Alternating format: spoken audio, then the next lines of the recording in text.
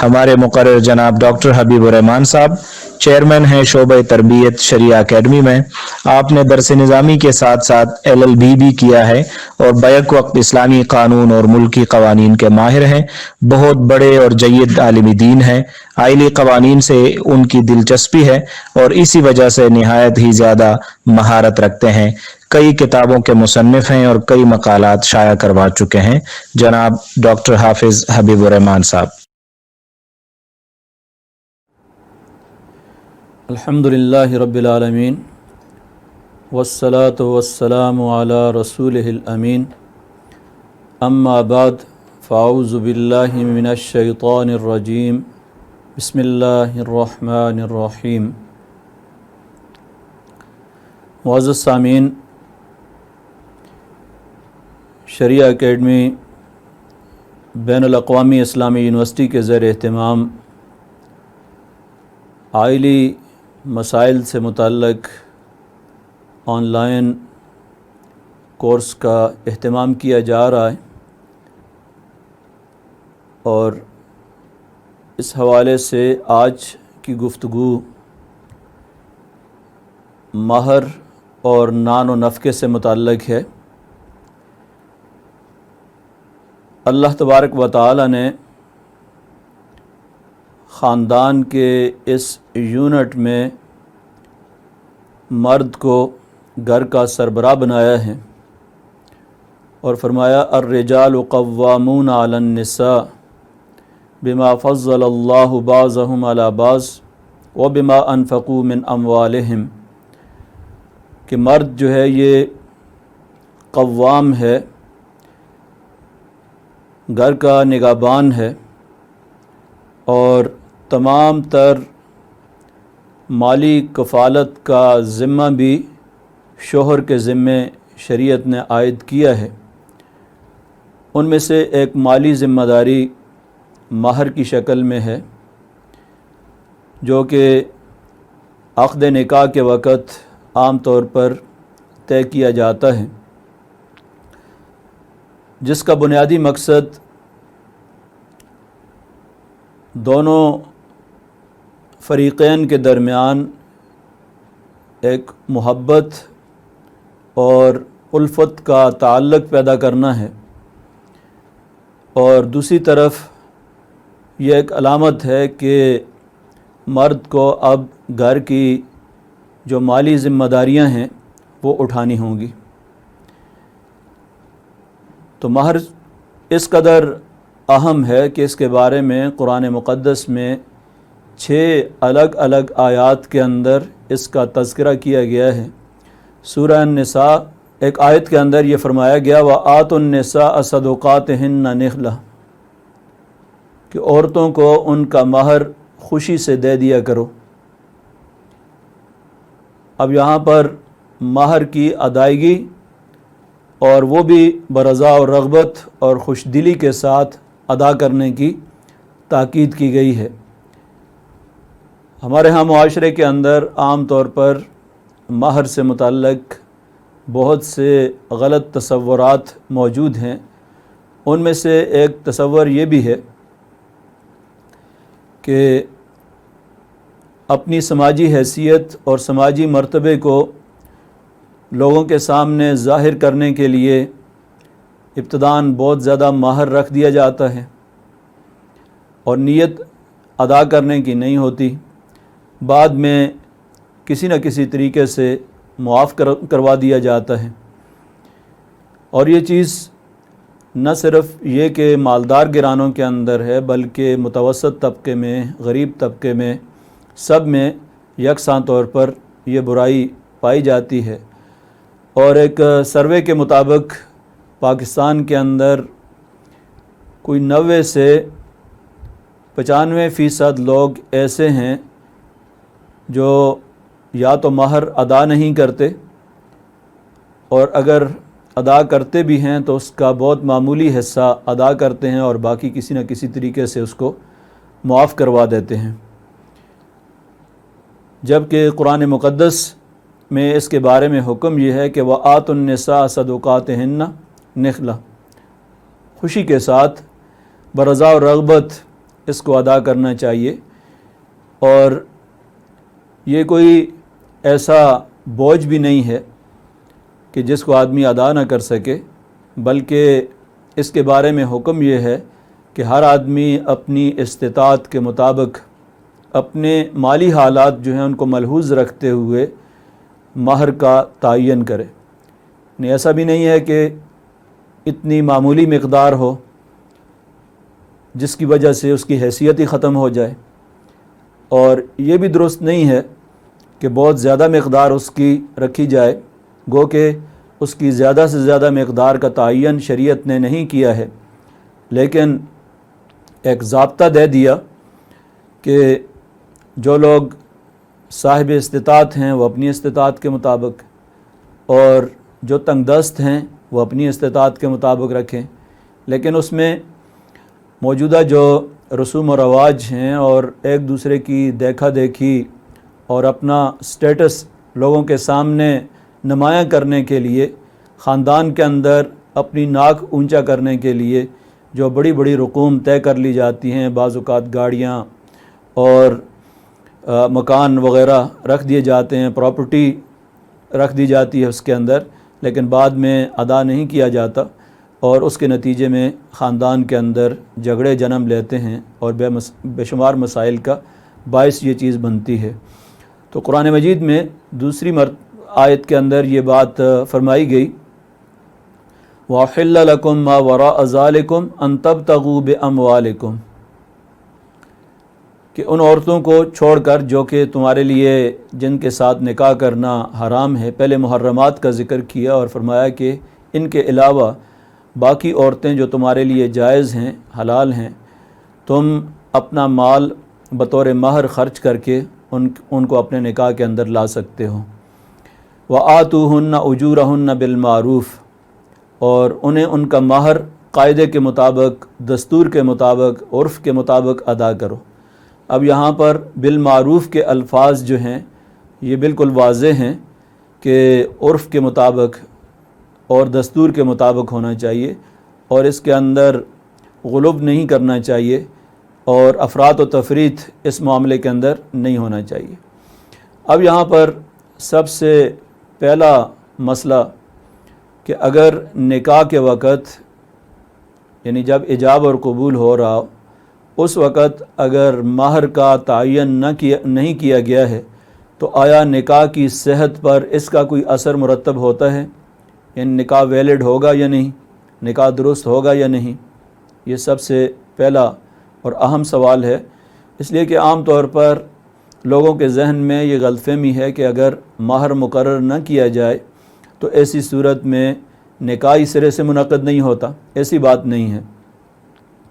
اگر تقریب کے اندر ایجاب اور قبول کرتے وقت مہر کا تعین نہیں کیا گیا تو ایسی صورت میں بھی نکاح درست ہو جائے گا، لیکن اس صورت میں عورت کو مہر مثل ملتا ہے۔ اس کی وضاحت میں ابھی آپ کے سامنے تھوڑی دیر کے بعد کروں گا، لیکن یہاں بتانا یہ مقصود ہے کہ نکاح کے وقت اگر مہر کا ذکر نہ بھی کیا گیا ہو تو ایسی صورت میں نکاح کی صحت پر کسی قسم کا کوئی اثر مرتب نہیں ہوتا، اور نکاح درست ہوگا، یعنی فاسد یا باطل نہیں ہوگا۔ اور اس کی دلیل قرآن مقدس کے اندر یہ آیت ہے، لا جناح علیکم ان طلقتم النساء ما لم تمسوہن او تفرضوا لہن فریضہ، کہ تم پر اس معاملے میں کوئی گناہ نہیں ہے کہ تم عورتوں کو ایسے وقت طلاق دو جن کو ابھی تم نے چھوا تک بھی نہیں اور نہ ان کے لیے کوئی مہر مقرر کیا ہے۔ اگر مہر مقرر نہیں کیا ہے، اس سے پہلے طلاق دے دی، تو اس سے معلوم ہوتا ہے کہ وہ بھی جائز ہے، اور اگر تعلق ہی قائم نہیں ہوا بھی اور اس سے پہلے طلاق دے دی ہے تو تب بھی طلاق دی جا سکتی ہے۔ اس آیت کے اندر دو بڑے اہم مسائل کی نشاندہی بھی کر دی گئی، لا جناح علیکم، کوئی گناہ نہیں ہے، کوئی حرج نہیں ہے اس میں کہ اگر کوئی شخص مہر مقرر نہیں کیا، یعنی نکاح ہو گیا اور اس وقت اس نے مہر مقرر نہیں کیا اور بعد میں کسی وجہ سے طلاق کی نوبت آ گئی ہے، تو ایسی صورت میں اس نے طلاق دے دی تو اس صورت میں اس کو کتنا مہر ملے گا؟ خود قرآن مجید کے اندر ہی اس کا تعین کیا گیا ہے کہ اس صورت میں اس کے لیے متعوہن، کچھ تھوڑا بہت جو ہے وہ سامان اور تھوڑا بہت تحفہ تحائف دے کر اس کو رخصت کر دیا جائے، کیونکہ ابھی تک رخصتی بھی نہیں ہوئی اور میاں بیوی کا آپس میں جو ازدواجی تعلق تھا وہ بھی ابھی تک قائم نہیں ہوا۔ تو اس صورت میں چونکہ پہلے مہر بھی مقرر نہیں تھا تو اب کچھ تھوڑا بہت دے کر اس کو رخصت کر دیا جائے تاکہ اس کی دل جوئی ہو سکے،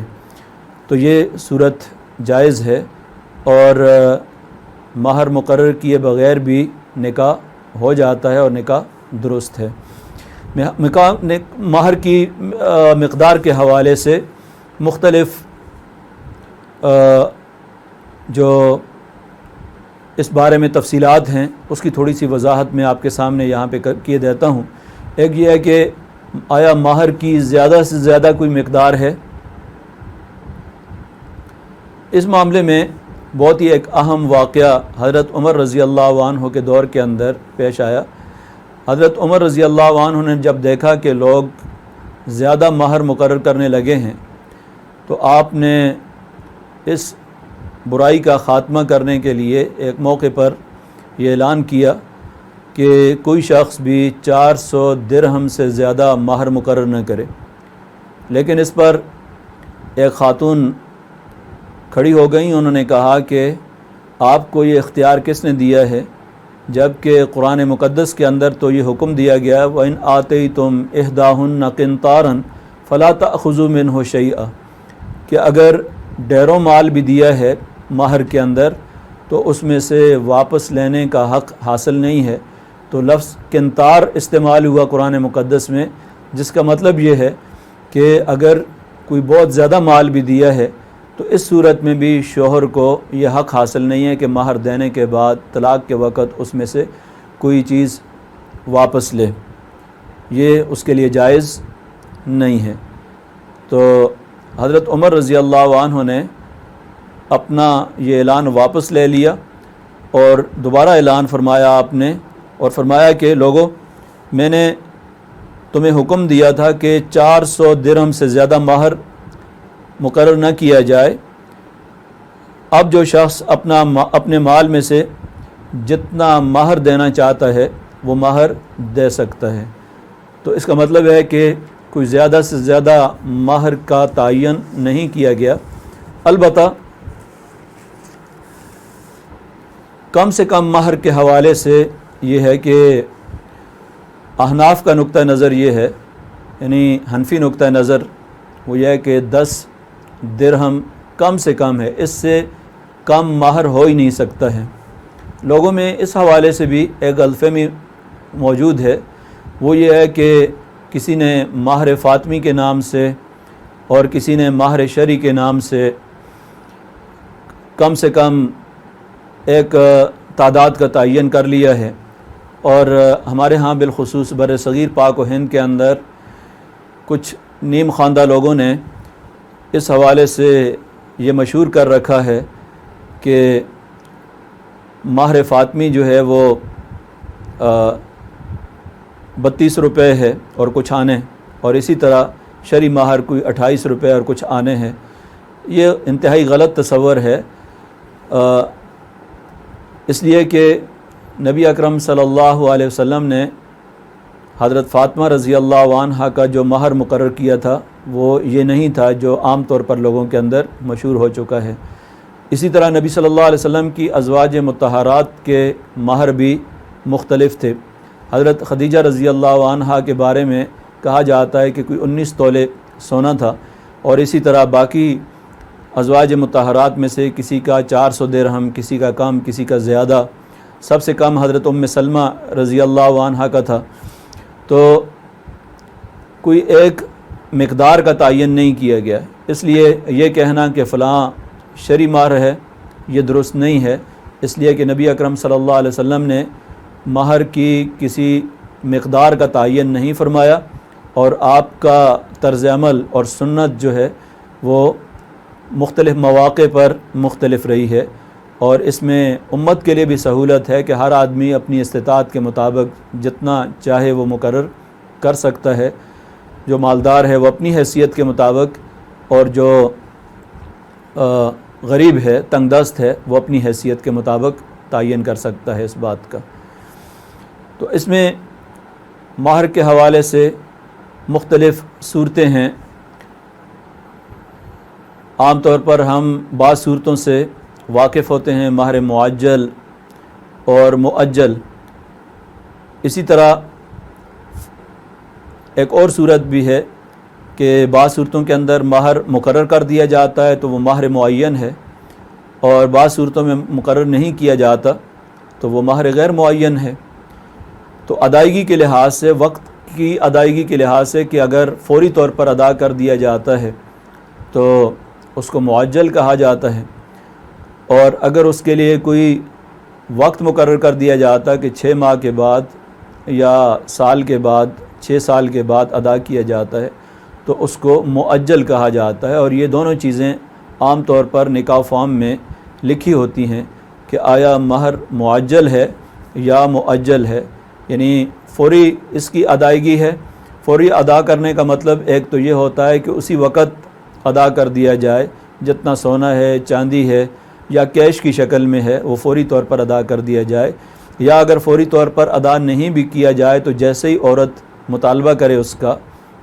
اس وقت ادا کرنا لازمی ہو جاتا ہے. لیکن جس کے لیے کوئی ٹائم پیریڈ مقرر کر لیا جائے، کوئی 6 ماہ کا، سال کا، 2 سال کا، تو وہ مؤجل شکل میں لکھا جاتا ہے. اور اس کے لیے اگر کوئی وقت کا تعین نہیں کیا گیا تو یہ مہر بھی جس وقت شوہر کی وفات ہوتی ہے تو اس پر اس کی ادائیگی لازمی ہو جاتی ہے، یا طلاق کی صورت میں ادائیگی ضروری ہو جاتی ہے. اگر طلاق کے وقت تک ادا نہیں کیا تو اس صورت میں اب ادائیگی ضروری ہے. اور وفات کی صورت میں اگر اس کے پاس کوئی کیش نہیں ہے تو ایسی صورت میں اس کے ترکے میں سے، یعنی وراثت میں سے، جس طرح باقی جو قرض خواہ ہیں ان کی ادائیگی کی جائے گی، اسی طرح بیوی کے مہر کی بھی ادائیگی کی جائے گی. اگر بیوی نے زندگی کے اندر وہ مہر معاف نہیں کیا تھا، اور معافی کے اندر بھی یہ ہے کہ برضا اور رغبت اس نے معاف کیا ہو تو پھر تو ٹھیک ہے، یہ اختیار دیا ہے شریعت نے اس کو. اور اگر معاف نہیں کیا ہے تو ایسی صورت میں اس کے لیے ادائیگی ضروری ہوگی. تو جن صورتوں کے اندر نکاح میں مہر کا باضابطہ ذکر نہیں کیا جاتا، ایسی صورت میں مہر مثل کی ادائیگی ضروری ہوتی ہے. مہر مثل کا مطلب یہ ہوتا ہے کہ اس خاندان کی باقی جو خواتین ہیں، مثلاً اس کی بہنیں ہیں، اور اگر بہنیں نہیں ہیں تو اس کی چچا زاد بہنیں ہو سکتی ہیں، پھوپھی زاد بہنیں ہو سکتی ہیں، اور اس کے خاندان کی باقی باپ کی طرف سے جو خواتین ہیں ان خواتین کا کتنا مہر ہے. اور ظاہر عمر کو بھی دیکھا جائے گا، اور اس میں اس کی استعداد، صلاحیت، قابلیت، تعلیم، یہ ساری چیزیں جو ہیں مماثلت کے اندر ان ساری چیزوں کو دیکھا جائے گا. تو اس صورتحال کے اندر ان کے مہر کو دیکھ کر اس کا مہر متعین کیا جائے گا. مثلاً اگر اس خاندان میں باقی خواتین کی کوئی 50,000 60,000 کے درمیان مہر مقرر کیا جاتا ہے اس طرح کی خواتین کا، تو یہ مہر مثل مقرر ہو جاتا ہے. اب اگر مہر مقرر ہوا ہے اور نکاح کے بعد ابھی رخصتی کی نوبت ہی نہیں آئی تھی، اس سے پہلے ہی شوہر کی وفات ہو جاتی ہے، تو اس کے بارے میں قرآن مقدس میں حکم دیا گیا فَنِصْفُ مَا فَرَضْتُمْ. تو ایسی صورت میں آدھا مہر ادا کیا جائے گا. اور اگر نکاح کے بعد طلاق تو نہیں ہوئی ہے لیکن شوہر کی وفات ہو گئی ہے، یعنی ابھی نکاح کا انعقاد ہوا تھا،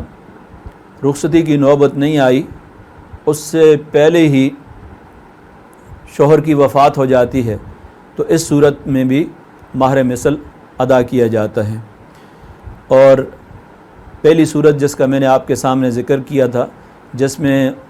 بالکل مہر ادا نہیں کیا جاتا، البتہ کچھ تحفے تحائف دے کر رخصت کیا جاتا ہے، وہ صورت بھی آپ کے سامنے ابتداً میں نے ذکر کی ہے کہ مہر مقرر نہ کیا گیا ہو اور رخصتی کی نوبت بھی نہ آئی ہو، یعنی ازدواجی تعلق بھی ابھی قائم نہ ہوا ہو، اس سے پہلے ہی اگر طلاق ہو جاتی ہے تو ایسی صورت میں کچھ نہ کچھ تحائف دے کر رخصت کیا جائے تاکہ اس کی دل جوئی ہو سکے۔ تو یہ مہر کی مختلف صورتیں ہیں، اور مہر جو ہے یہ خالص بیوی کا حق ہوتا ہے۔ بعض جگہوں کے اندر مہر پر بھی لڑکی کا جو والد ہے وہ قبضہ کر لیتا ہے، تو یہ بھی درست نہیں ہے کہ اس کی اجازت کے بغیر، اس کی مرضی کے بغیر جو ہے وہ والد لے لے، یا تو ادا نہیں کیا جاتا، یہ بھی ایک سماجی برائی ہے، خرابی ہے۔ اور نبی اکرم صلی اللہ علیہ وسلم نے تو ایک حدیث کے اندر یہاں تک فرمایا کہ لقی اللہ وہو زانن، کہ ایسا شخص قیامت کے دن اللہ تبارک و تعالیٰ کے دربار میں اس حیثیت میں حاضر ہوگا کہ وہ بدکار ہوگا اور زانی تصور کیا جائے گا اس کو، حالانکہ جائز طریقے سے اس نے نکاح کیا ہے لیکن اس نے مہر کی ادائیگی نہیں کی، جو ایک فرض تھا اور قانوناً اور شرعی لحاظ سے اس کا فریضہ تھا، اس نے ادا نہیں کیا، تو گویا اس نے ایک بدکاری کا ارتکاب کیا ہے۔ تو نبی اکرم صلی اللہ علیہ وسلم نے سخت وعید دی ہے اور بہت بڑا گناہ ہے یہ، لیکن بدقسمتی سے آج ہمارے معاشرے کے اندر اس کو ایک معمولی چیز تصور کیا جاتا ہے، اور یہ تصور کیا جاتا ہے کہ بیوی کا جو مال ہے وہ شوہر کا ہے، چاہے تو وہ مہر ادا کر لے چاہے تو نہ کرے۔ اور بعض جگہوں کے اندر یہ رسم ہے کہ نکاح سے پہلے ہی مہر کے نام پر جو ہے وہ لڑکی کا والد لے لیتا ہے اور اس میں سے لڑکی کو کچھ بھی نہیں دیا جاتا، یہ بھی درست نہیں ہے، یہ بھی غلط ہے، اور یہ بنیادی طور پر خالصتاً بیوی کا حق ہے، جس میں کسی قسم کی کوتاہی جو ہے وہ جرم ہے۔ اور اس دنیا کے اندر بھی قانوناً وہ حق رکھتی ہے کہ جس نے بھی یہ حق اس کا تلف کیا ہے، غصب کیا ہے، اس سے ادائیگی کا مطالبہ کر سکتی ہے، اگر نہیں ادا کرے گا تو بذریعہ عدالت وہ قانونی چارہ جوئی کر سکتی ہے، اور اگر دنیا کے اندر اس نے کوئی قانونی چارہ جوئی نہیں کی تو آخرت کے اندر ظاہر ہے کہ والد ہے یا شوہر ہے، دونوں ہی اللہ تعالیٰ کے سامنے اس معاملے کے اندر جواب دہ ہیں۔ تو یہ چند ایک بنیادی چیزیں تھیں جن کا تعلق مہر سے تھا۔ چونکہ آج کی اس گفتگو کے اندر دوسرا حصہ جو ہے وہ نفقہ سے متعلق ہے، اور یہ مستقل ایک موضوع ہے، لیکن میں اختصار کے ساتھ آپ کے سامنے جو ہے چند ایک چیزیں اس کے بارے میں بھی ذکر کروں گا کہ اسلامی قانون میں خانگی زندگی کے نظم کو برقرار رکھنے کے لیے حقوق و فرائض کا ایک مکمل ضابطہ دیا گیا ہے، اور اس ضابطے کی روح سے شوہر پر بیوی کا نفقہ، والد پر اولاد کا نفقہ، اولاد پر والد کا نفقہ، اسی طرح دیگر قرابت داروں کا نفقہ اور اپنے خادموں کا نفقہ جو ہے خرچہ، یہ واجب ہے۔ اور شریعت نے کفالت کا پورا ایک نظام دیا ہے، جس نظام کے تحت پورا ایک خاندان وجود میں آتا ہے، اور اس خاندان کے اندر پورا ایک حقوق و فرائض کا نظام ہے، اور اس میں ترجیحات کا بھی تعین کر دیا گیا ہے کہ آپ کے نفقے کا، خرچ کا سب سے زیادہ مستحق کون ہے، اور پھر اس کے بعد ترجیحات اس کی کیا ہیں۔ مثلا نبی اکرم صلی اللہ علیہ وسلم سے ایک شخص نے پوچھا کہ نبی اکرم صلی اللہ علیہ وسلم میرے خرچے کا سب سے زیادہ مستحق کون ہے؟ تو نبی اکرم صلی اللہ علیہ وسلم نے فرمایا کہ ابدا بنفسک ثم بمن تعول، یعنی نفقے کا آغاز جو ہے اپنی ذات سے کرو، اور اس کے بعد تمہارے نفقے کا، خرچے کا تمہارے اہل و عیال جو ہیں وہ زیادہ مستحق ہیں۔ تو یہ قرآن مجید کے اندر فرض کیا گیا ہے، اور سورہ احزاب کی آیت نمبر 50 کے اندر یہ بات کی گئی ہے، قد علمنا ما فرضنا علیہم فی ازواجہم، کہ ہمیں معلوم ہے کہ عام مومنوں پر ان کی بیویوں کے بارے میں ہم نے کیا فرض کیا ہے، یعنی کیا حدود مقرر کیے ہیں۔ علامہ ماوردی اس آیت کے ضمن میں لکھتے ہیں کہ فدل علی وجوب النفقۃ لأنہا من الفروض، کہ یہ آیت نفقہ کے وجوب کی دلیل ہے، یعنی نفقہ کے واجب ہونے کی دلیل ہے، کیونکہ نفقہ جو ہے یہ فرائض میں سے ہے۔ اور دوسری آیت جس کا میں نے شروع میں آپ کے سامنے جو پڑھی تھی، الرجال قوامون علی النساء، اس میں بھی واضح طور پر مرد کی ذمہ داری یہ عائد کی گئی ہے کہ وہ قوام ہے، نگہبان ہے، اس بنا پر کہ اللہ تبارک و تعالی نے ان میں سے ایک کو دوسرے پر فضیلت دی ہے، اور اس بنا پر کہ وہ اپنے مال خرچ کرتے ہیں۔ شوہر کا ذمہ اور اس کی بنیادی شرعی ذمہ داری ہے کہ وہ اپنا مال خرچ کرتا ہے۔ تو شوہر کو گھر کے سربراہ اور منتظم کا جو منصب دیا گیا ہے، اس کی ایک بنیادی وجہ یہ بھی ہے کہ وہ گھر کا کفیل ہے، اور اس کی جتنی بھی مالی ضروریات ہیں اس کا فراہم کرنا شوہر کے ذمہ ہے، اور وہ شرعاً بھی اور قانوناً بھی وہ ذمہ دار ہے کہ وہ یہ خرچہ ادا کرے۔ البتہ اس کے بارے میں شریعت نے ایک اصول دیا ہے کہ اس کی مقدار کیا ہونی چاہیے، یعنی شریعت نے اس کے لیے ایک ضابطہ دے دیا ہے، اس کی کوئی مقدار مقرر نہیں کی ہے کہ کتنی مقدار ہونی چاہیے، صرف یہ ذکر کر دیا کہ جو صاحب استطاعت ہے وہ اپنی استطاعت کے مطابق خرچ کرے، اور جو تنگ دست ہے وہ اپنی استطاعت کے مطابق مالی جو حالت ہے اس کو ملحوظ رکھتے ہوئے خرچ کرے۔ لِيُنْفِقْ ذُو سَعَةٍ مِّن سَعَتِهِ وَمَنْ قُدِرَ عَلَيْهِ رِزْقُهُ فَلْيُنْفِقْ مِمَّا آتَاهُ اللَّهُ۔ سورہ الطلاق کی آیت نمبر 7 کے اندر یہ بات کہی گئی ہے کہ خوشحال آدمی اپنی خوشحالی کے مطابق نفقہ دے، اور جس کو رزق کم دیا گیا ہے وہ اسی مال میں سے خرچ کرے۔ تو یہاں پر استطاعت کو پیش نظر رکھا گیا ہے، استطاعت کے مطابق ہر آدمی جو ہے وہ خرچ کر سکتا ہے، اور جہاں بیوی کے خرچے کا ذکر کیا گیا وہاں پر اولاد کے خرچے کے بارے میں بھی قرآن مقدس کی دوسری آیت کے اندر ذکر کیا گیا۔ وَعَلَى الْمَوْلُودِ لَهُ رِزْقُهُنَّ وَكِسْوَتُهُنَّ بِالْمَعْرُوفِ، سورہ بقرہ کی آیت نمبر 233 کے اندر فرمایا گیا، اور دودھ پلانے والی ماؤں کا کھانا اور لباس دستور کے مطابق باپ کے ذمہ ہوگا۔ اسی طرح اگر طلاق ہو جاتی ہے تو طلاق کی صورت میں عدت کا جو خرچہ ہے اس صورت میں بھی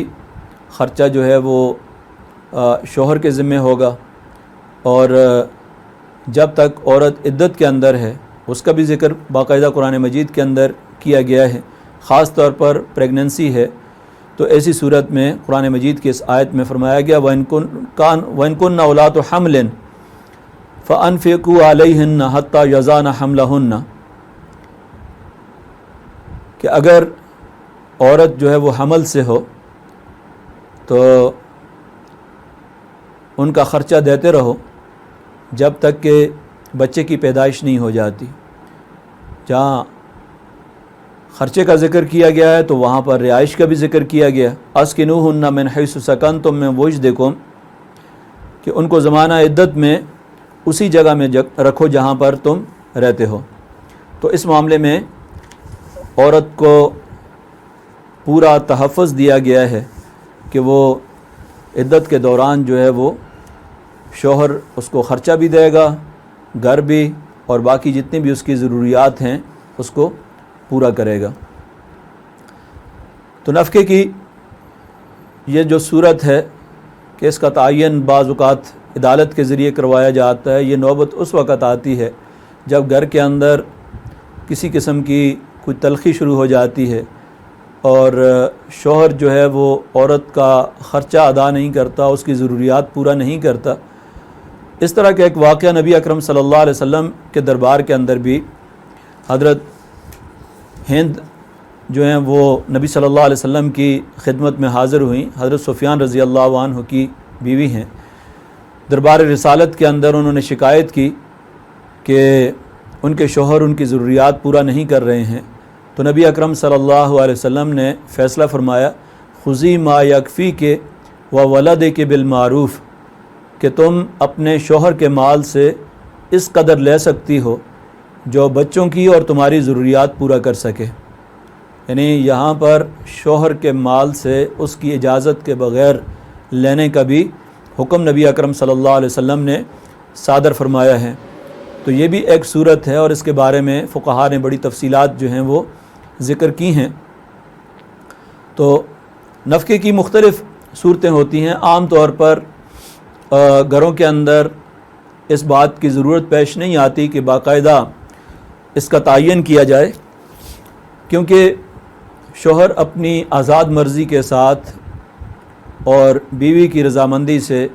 जितना अपनी माली उसकी इस्तिताअत होती है उसके मुताबिक नफ़क़ा अदा करता है। और इसमें घर का माहौल जिस वक़्त तक खुशगवार होता है उस वक़्त तक इस तरह के मसाइल न बीवी की तरफ से उठाए जाते हैं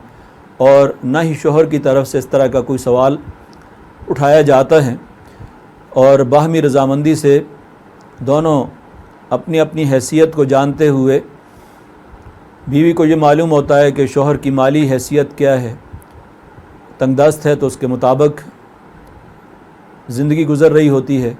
खुशहाल है तो उसके मुताबिक। लेकिन बाज़ औक़ात घरेलू ज़िंदगी के अंदर तलख़ियाँ शुरू हो जाती हैं और उसके नतीजे में तनाज़ात जन्म लेते हैं। इस सूरत में सवाल ये उठता है कि बाज़ औक़ात शोहर फिर ख़र्चा कई दिनों तक, महीनों तक, सालों तक अदा नहीं करता। तो इस सूरत में मामला जो है वो अदालत के अंदर चला जाता है। तो अदालत जो है वो नफ़क़े का तयन करती है और उसमें भी बुनियादी तौर पर जो ज़ाब्ता और उसूल दिया गया है वो उसूल यही है कि लियुनफ़िक़ ज़ू साअतिन मिन साअतिही, कि जो साहिब इस्तिताअत है उसकी इस्तिताअत के मुताबिक अदालत शोहर की इस्तिताअत को देखते हुए इसका तयन करती है। इसमें भी फ़ुक़हा के यहाँ बड़ी तफसीलात हैं कि शोहर की हालत को देखा जाएगा या बीवी की हालत को देखा जाएगा या दोनों की हालत को देखा जाएगा। अगर दोनों ही तंगदस्त हैं तो यहाँ पर भी उन दोनों की माली हालत को देखकर ज़ाहिर है कि अदा तो शोहर ने करना है, तो बुनियादी तौर पर शोहर ही की माली इस्तिताअत और माली हालत को अदालत पेश नज़र रखेगी। लेकिन इसको भी देखा जाएगा कि औरत का जो समाजी मर्तबा है वो क्या है, यानी उसको बिल्कुल नज़रअंदाज नहीं किया जाएगा, उसको भी अदालत पेश नज़र रखेगी। और आम तौर पर अदालतों के अंदर इस चीज़ को पेश नज़र रखा जाता है।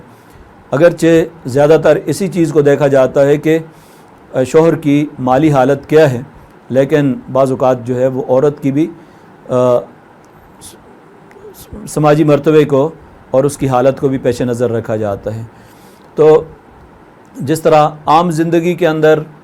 इस तरह की सूरत हाल पैदा हो जाती है तो अदालत उसके लिए नफ़क़े का इंतज़ाम करती है। इसी तरह तलाक़ के बाद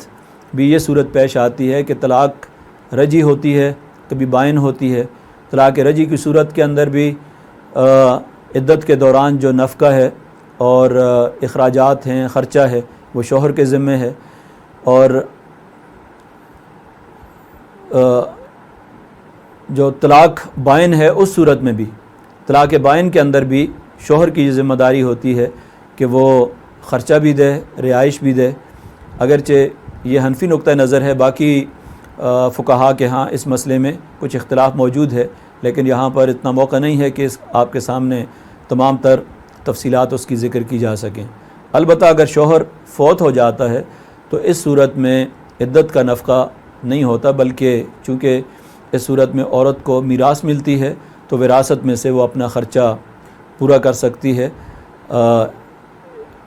इस सूरत में इद्दत का जो नफ़क़ा है वो शोहर के ज़िम्मे नहीं होता। अलबत्ता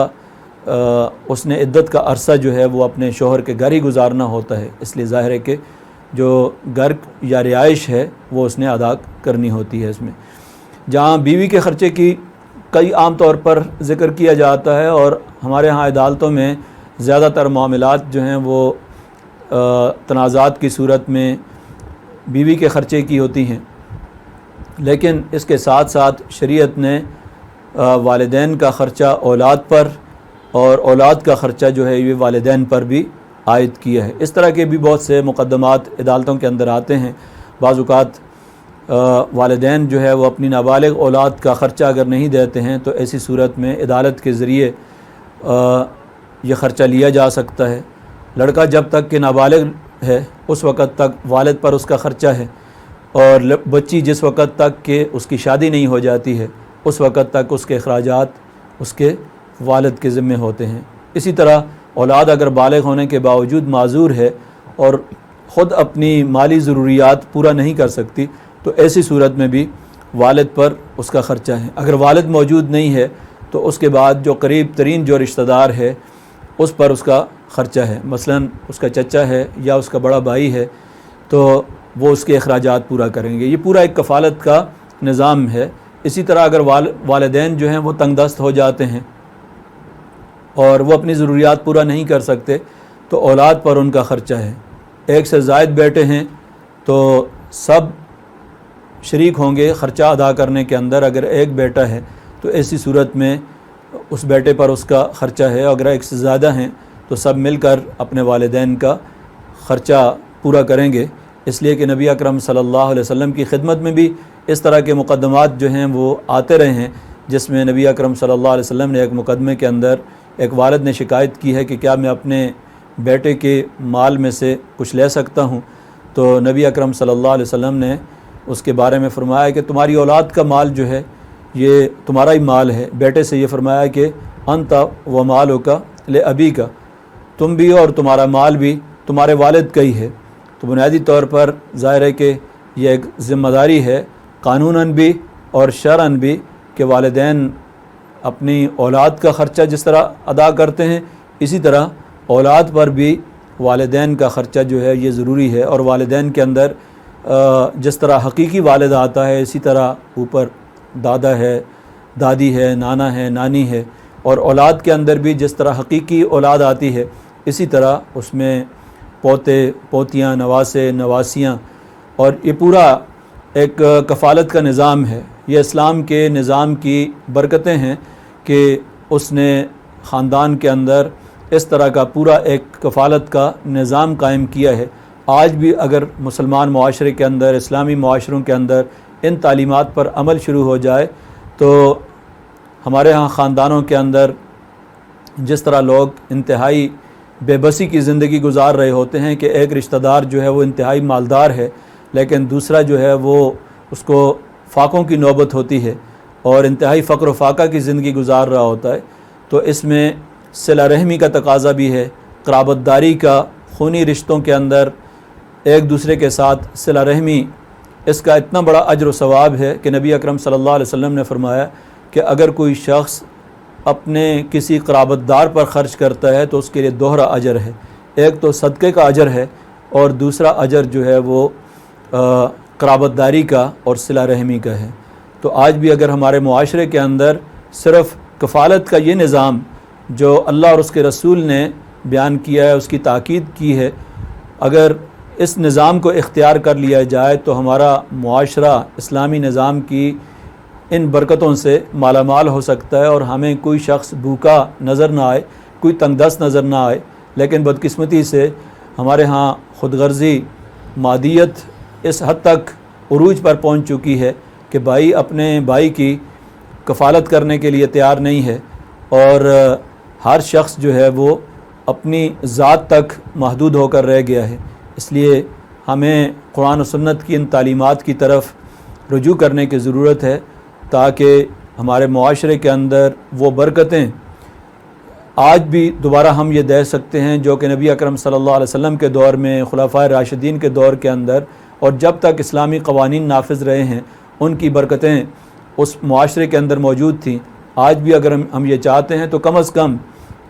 اپنے خاندان کے اندر قرآن و سنت کی ان تعلیمات کو ہم اپنے اوپر لاگو کریں، ان کو سمجھنے کی بھی ضرورت ہے، اس لیے کہ ہمارے معاشرے کے اندر